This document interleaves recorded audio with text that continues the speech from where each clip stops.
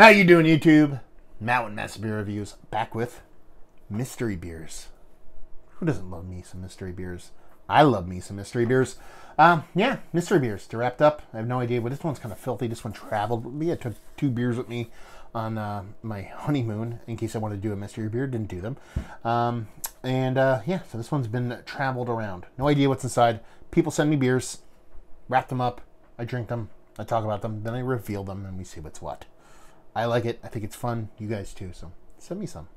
It's the only way I can do this. Mystery beers. Anyway, this one actually has an exposed cap. But I have no idea what that means. I don't know what that logo is, so going this blind, I assure you we are open, and I have no idea what that is.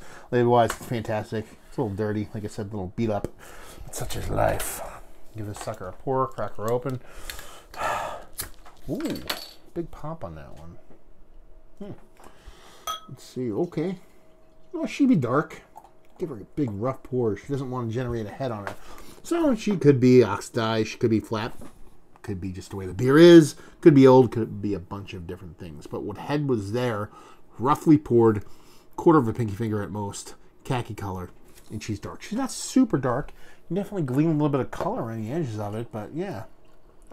She kind of looks like an adjunct laden stout. The way this head is kind of doing its thing. Could be sour, but a little 12-ounce bottle. It's kind of weird to see a sour in a bottle that size. Well, it's from a big boy or something like that. And I would know the big boy logo. See if we get a nose. Yeah. What we have here is a failure to communicate. No. What we have here is a spirit-based, I'm assuming, stout. Allergies.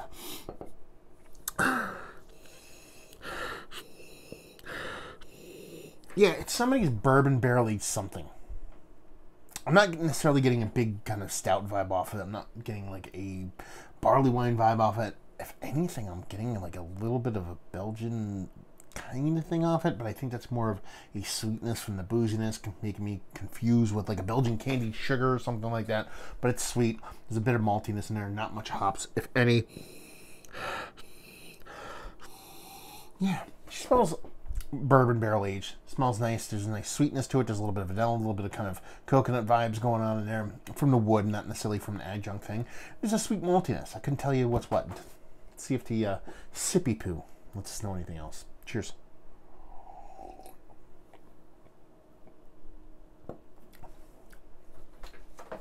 Wow, that's sweet. Okay. That's really, really sweet. Wow, that's sweet. That's very sweet. This might be one of the sweetest beers I've ever had in my life. Whew. I was so taken back by the sweetness. It's insane.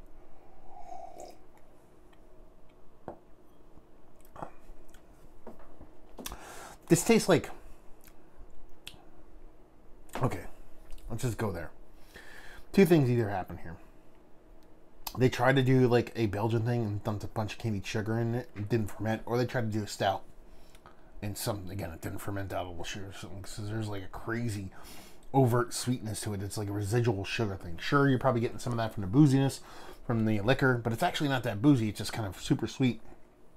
Yeah, bourbon. You get a bit of wood in there.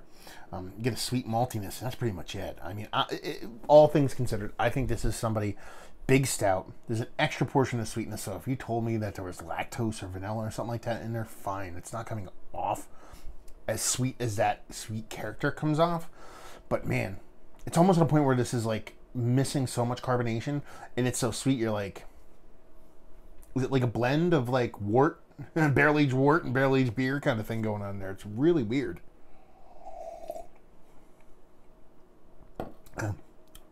Yeah. Flat.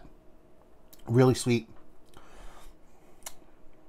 Not super boozy, even though there is a big kind of booze character to it, big bourbon character, and that's that. I'm diving into this, or unwrapping it, I guess I should say. That's just a weird beer.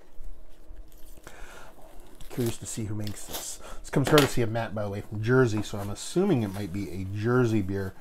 Oh no, Connecticut beer. This is Thimble Island. It's brewed in Branford, Connecticut. It's their barrel aged 2016 So it's got some age on her. Mutually Assured Destruction Russian Imperial Stout. I didn't get the whole stout portion of the show. It definitely doesn't come off as a stout. It's how thin it is, and it's a little bit lighter than you want it to be. The barrel aging on it is definitely readily apparent. It's 11% alcohol by volume. I didn't even talk about the alcohol percentage on there. I didn't think it was going to be that big. Yeah, it's just... there's some oxidation in there. But it's not huge. It's almost like I don't think the beer was this sideways when it was bought. Let me rephrase that. Rewind. I think the beer was a bit sideways when it went in the bottle. I don't think it's an age thing that actually did this to it. Yeah. This comes off super watery, super low carbonation. The stout is barely recognizable. Now that I know what it is, I'm like, oh, okay, I can kind of get that. There's a soft bittering from the malt in there, but it's so sweet. It's really hard to get past it. So, yeah, really curious to see what this tastes like fresh because, yeah, kind of a bummer. Never heard of these guys before. Obviously, they've been around for, I hope, well, this is 2018, so hopefully they've been around for at least 3 years because hopefully they sat for a year in a barrel. And yeah, Thimble Island, Connecticut. Branford, Connecticut. So there you go. Let's talk about it. Is it one of the better barrel-aged imperial stouts I've had as of late? No.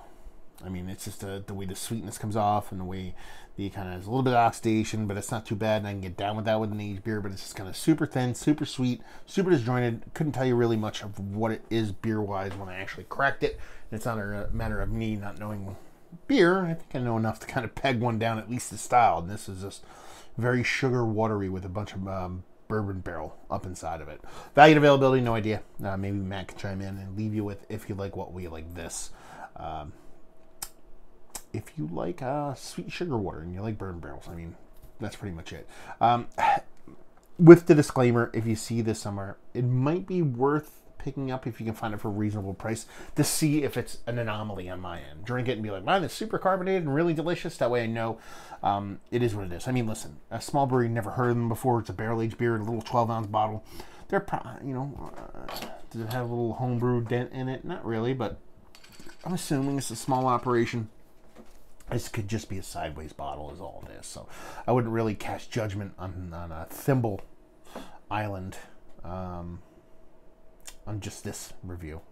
Nor should you on any, really. If you see people do these kind of reviews about beer, you know what I mean? Take it as a little bit of information, especially on something that isn't as widely known, and discern for yourself, I guess you should say. Basically what I'm saying is I don't like to poop on small people or small breweries relative to what I know. Say that again. It could be gigantic. I just missed a mark. Being that this is my only experience at the brewery, I personally don't kind of pass judgment on one singular beer.